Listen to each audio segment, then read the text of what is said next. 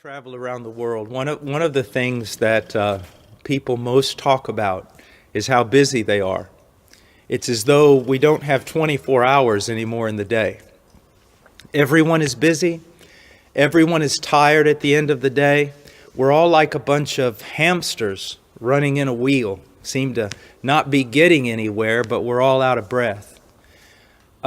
This has a tremendous and terrible impact on our Christian life.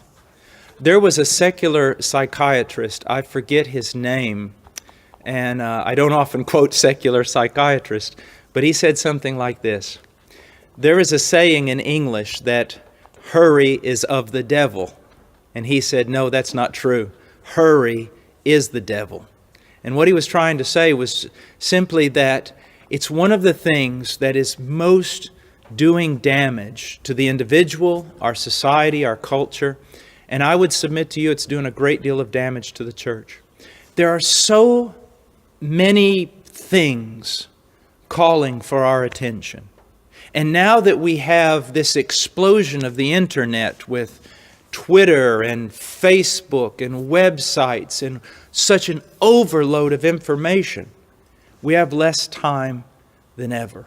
Less time than ever. And because people, now don't be offended, but because people are very egocentric and everyone wants to be a movie star. Everyone now has their own Facebook page and their own Twitter account, and they're announcing to the world everything that they're doing, everything they are, and everything they believe. Now some of that I suppose could be good, but a lot of it's just a waste of time. Now, the question is, since everyone is so busy, what can we do to affect this problem? Well, first of all, we need to realize something, that we are not called by God to do everything. We are called by God to do His will. So, if we're going to order our life, we must know what God's will is, and that is found in the Scriptures. You know, it seems like every question someone has, the answer is always this: go back into the Scriptures, read the Word, and find out what He has to say. But the way I handle all of this, because it also affects me, is I set priorities. Hopefully they're not my priorities, but they're God's priority. What is my number one priority every day? Number one priority. I would have to say it is meeting with God. Spending time in the Word and spending time in prayer, because it impacts my entire life. If I don't do it, I'm disobedient. And if I don't do it, I'm no good to anyone. You know, Martin Luther said? He said one time, he goes, I am so busy today that if I do not pray 3 hours, I'm never going to get everything done. Now, you see how different his attitude was? We say, we're so busy today we can't pray.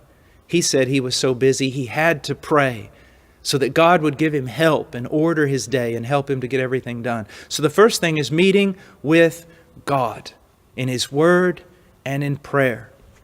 The next thing that is important, that is a priority, are the relationships that God has given me.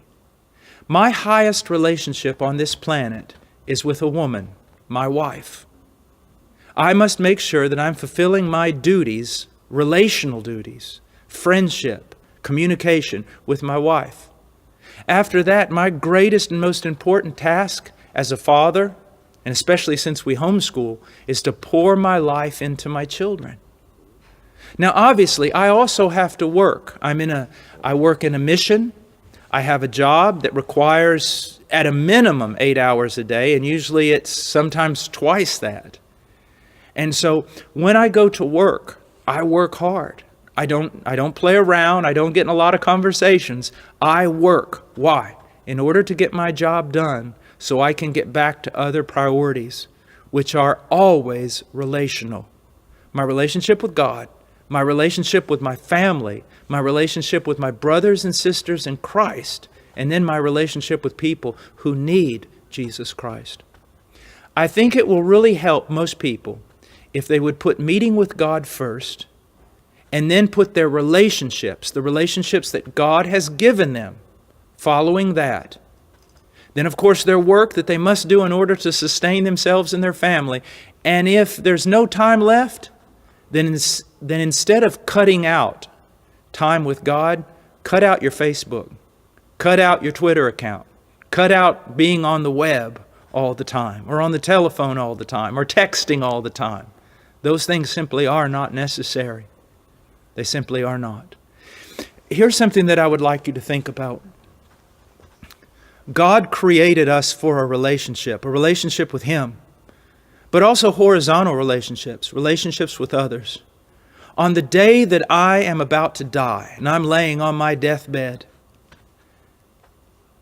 I will have many regrets if I have neglected the relationships that God has given me, especially with family and brothers and sisters in Christ.